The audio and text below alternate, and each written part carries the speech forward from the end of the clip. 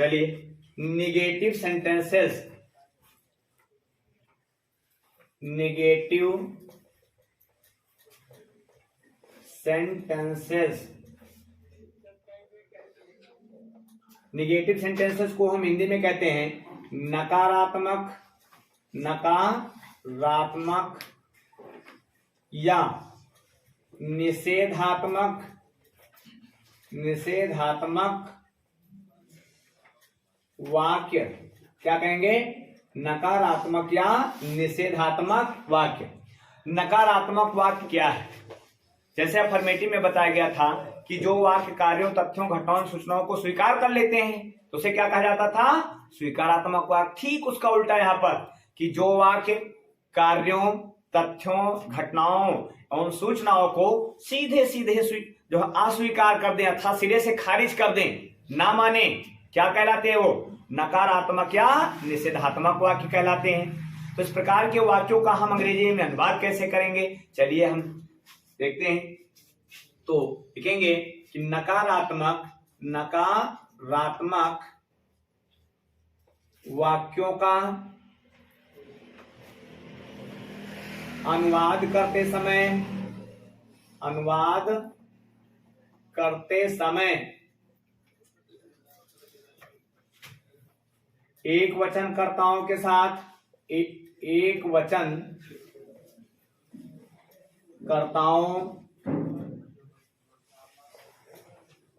के साथ does not तथा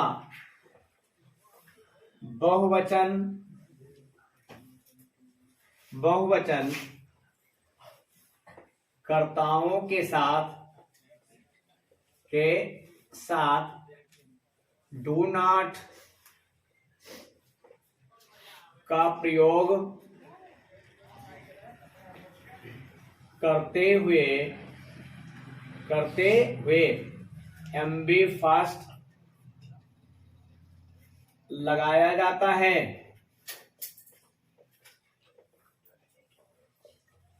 अभी क्या बताया कि नकारात्मक वाक्यों का अनुवाद करते समय एक वचनकर्ताओं के साथ, अभी एक वचन बहुवचन आप लोगों को पता ही है कि ही, सी, इट या नेम क्या होता है? एक वचन होता है, सिंगुलर नंबर होता है। अगर ये मिल जाए तो हमें क्या करना है? इसके साथ क्या लगाना है? Does not.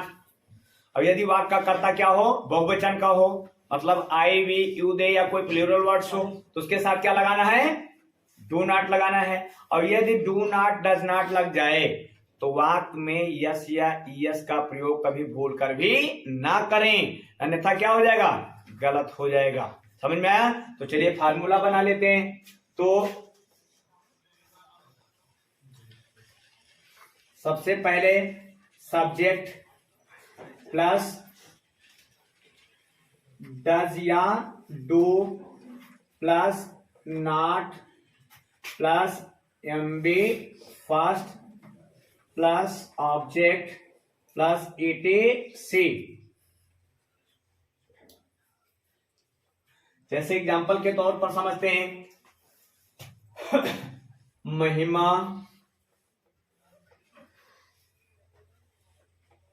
अपने कपड़े नहीं धोती है। महिमा अपने कपड़े नहीं धोती है। सबसे पहले किसी भी वाक्य का अनुवाद करना हैगा तो सबसे पहले उसको पहचानना जरूरी होता है। तो सबसे पहले अब हम पहचानेंगे। पहचान क्या मिला? ती है। पहचान मैंने शुरू में बताया कहां मिलता है? वाक्य के अंत में। तो यहां पर क्या मिला? ती है। तो जिन वाक्यों के अंत में ता है, ती है, ते है, ताहू मिलता है, प्रेजेंट इंडेफिनिट टेंस होता है। कौन सा टेंस होता है? प्रेजेंट इंडेफिनिट टेंस होता है। तो चलिए प्रेजेंट इंडेफिनिट तो हो गया, ये तो हमारा टेंस पक्का हो गया। अब हम सेंटेंस पहचानेंगे कि हमारा सेंटेंस अफर्मेटिव में है, निगेटिव में है, इंट्रोगेटिव में है या इंट्रोगेटिव निगेटिव में है। तो हमको मिल गया यहाँ पर नहीं, तो इसका मतलब ये निगेटिव में है। तो निगेटिव अभी मैंने पढ़ा ही कि एक वचनकर्ताओं के साथ डज नॉट और बहुवचनकर्ताओं के साथ डू नॉट का प्रयोग किया जाता है। चलिए हम उसी अपने फार्मूले के हिसाब से बना लेते हैं। सबसे पहले फार्मूला हमारा क्या मांग रहा है? सब्जेक्ट। तो सब्जेक्ट के बारे में बताया होगा कि सब्जेक्ट होता क्या है, वाक्य में जो कार्य करता है या वाक्य में जिस व्यक्ति या वस्तु के बारे में बात किया जाता है वही करता होता है। ठीक, तो सबसे पहले हम यहाँ सब्जेक्ट ढूंढेंगे। सब्जेक्ट हमारी कौन है, महिमा, क्योंकि महिमा के बारे में ही बात किया गया है। क्यों, तो सबसे पहले हम लिखेंगे महिमा। अब हमें देखना है इसमें नहीं आया है तो लगाना है डू नॉट या डज नॉट। अब महिमा हमारी कितनी वचन है, एक वचन है। तो भाई प्रॉपर नाउन का कभी बहुवचन होता ही नहीं। भाई महिमा नाम है तो महिमा प्रॉपर नाउन है, प्रॉपर नाउन का बहुवचन कभी होता ही नहीं है। तो अब इसके साथ हम क्या लगाएं, डज नॉट। तो महिमा डज नॉट। अब सूत्र हमारा मांगता है कि एमबी चाहिए। एमबी निकालने का तरीका मैंने बताया कि आप क्या करेंगे, पहचान हटा देंगे, बगल में जो शब्द मिलेगा उसी में आपको क्या जोड़ देना है, बढ़ाना जोड़ देना है। तो धो में जोड़ेंगे बढ़ाना तो क्या हो जाएगा, धोना। धोना की अंग्रेजी वाश। तो चलिए हमने लगाया वाश। अब इसमें यस यस जोड़े कि ना जोड़े, अरे कतई नहीं जोड़ेंगे क्योंकि वाक्य हमारा किसमें है, निगेटिव में है। क्या नहीं धोती है, अपने कपड़े। अब यहाँ अपने के लिए हमें कोई ना कोई पजेसिव केस लगाना होगा। तो महिमा हमारी कितनी वचन है, सिंगुलर है, एक वचन है, और क्या है, फेमिनाइन जेंडर है, स्त्रीलिंग में है। तो उसके लिए हमें मानना होगा हर। क्या मानेंगे, हर। और कपड़े के लिए हो जाएगा क्लॉथ्स। तो महिमा does not wash her clothes. ये हो गया आपका निगेटिव। फिर दूसरा वाक्य ले लेते हैं। तुम चाय नहीं पीते हो, चाय नहीं पीते हो। अब इसको भी पहचानिए, लास्ट में क्या आया, ते हो। प्रेजेंट इंडेफिनिट कंफर्म हो गया। सब्जेक्ट देखेंगे कौन है, तुम की अंग्रेजी होता है यू, और यू हमारा होता है बहुवचन। ये प्रोनाउन है, बहुवचन का प्रोनाउन है। तो यू के साथ में क्या लगाएंगे, do not, you do not. अब चाय पीना की अंग्रेजी सब अलग अलग डिफरेंट लोग सोचते हैं। कुछ लोग ड्रिंक लगा लेते हैं, कुछ लोग टेक लगा लेते हैं, लेकिन जो स्टैंडर्ड स्तर का है वो टेक ही है। तो यहां पर हम लगाएंगे टेक। तो डू नॉट टेक टी। ये हो गया आपका निगेटिव। लेकिन निगेटिव में सिर्फ डू नॉट डज नॉट लगा लेने से ही निगेटिव कंप्लीट नहीं होता है।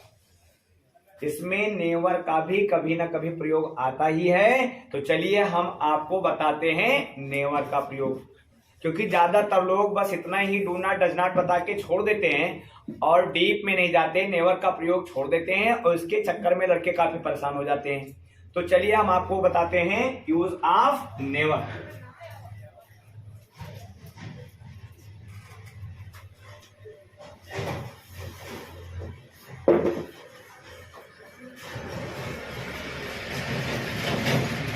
Use of never. नेवर को हिंदी में हम कहते हैं कभी नहीं। यदि वाक्य में कभी नहीं नामक शब्द आ जाए तो कभी नहीं के लिए हमें नेवर का प्रयोग करना चाहिए।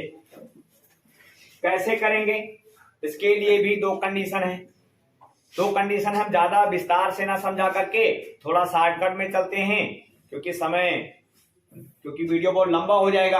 तो चलिए सबसे पहले देखते हैं, नियम नंबर 1 है कि यदि वाक्य का कर्ता क्या हो, सिंगुलर हो, मतलब कर्ता कितने वचन का हो, एक वचन का हो, तो क्या करना होगा, हम क्या करेंगे, सबसे पहले सब्जेक्ट लगाएंगे प्लस एमबी।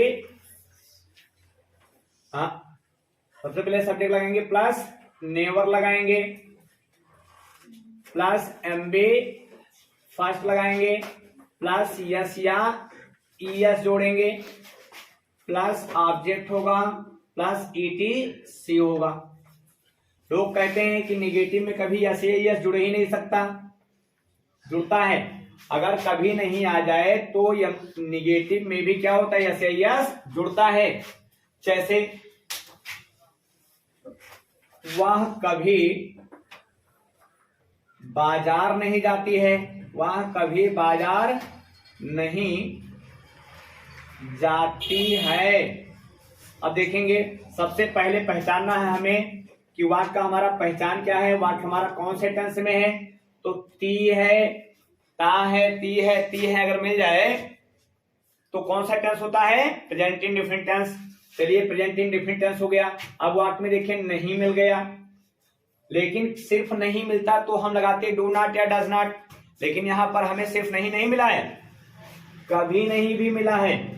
कुछ लड़के कंफ्यूज हो जाते हैं कि सर जी कभी और नहीं एक साथ नहीं आया है तो उसका अंग्रेजी एक साथ कैसे लगा देंगे।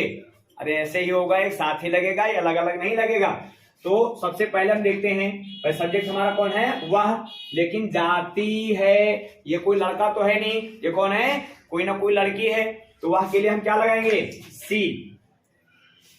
सी लगाएंगे। और कभी नहीं, चाहे एक साथ दिया हो चाहे अलग अलग दिया हो, उसका अंग्रेजी एक साथ ही लिखा जाएगा और क्या होगा, वो नेवर होगा। क्या होगा, नेवर। तो सी नेवर।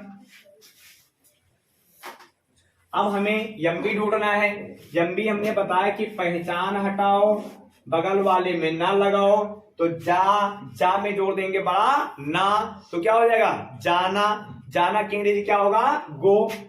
तो सी नेवर गो, लेकिन यहां पर गो में यस या यस जोड़ना है। क्या जोड़ना है, यस या यस। तो यस या यस जोड़ने का मैंने नियम बताया था। तो अभी मैंने बताया कि जहां पर ए ई आई ओ यू आदि आते हैं वहां पर हम क्या जोड़ते हैं, यस जोड़ देते हैं। तो सी नेवर गोज, कहां नहीं जाती है, मार्केट। तो market, she never goes to market. अब देखिए अभी मैंने जो बताया था कि यदि वाक्य का कर्ता एक वचन का होगा तो कभी नहीं का अंग्रेजी नेवर लिखने के बाद भी फर्स्ट में यस लगाया जाता है। देख लीजिए सी सिंगुलर सब्जेक्ट था, नेवर लगा, जब भी फर्स्ट गो हुआ उसमें यस जोड़ा गया, तो हमारा नियम सिद्ध होता है। अब चलिए दूसरा इसका कंडीशन है कि यदि वाक्य का कर्ता कितने वचन का हो, बहुवचन का हो।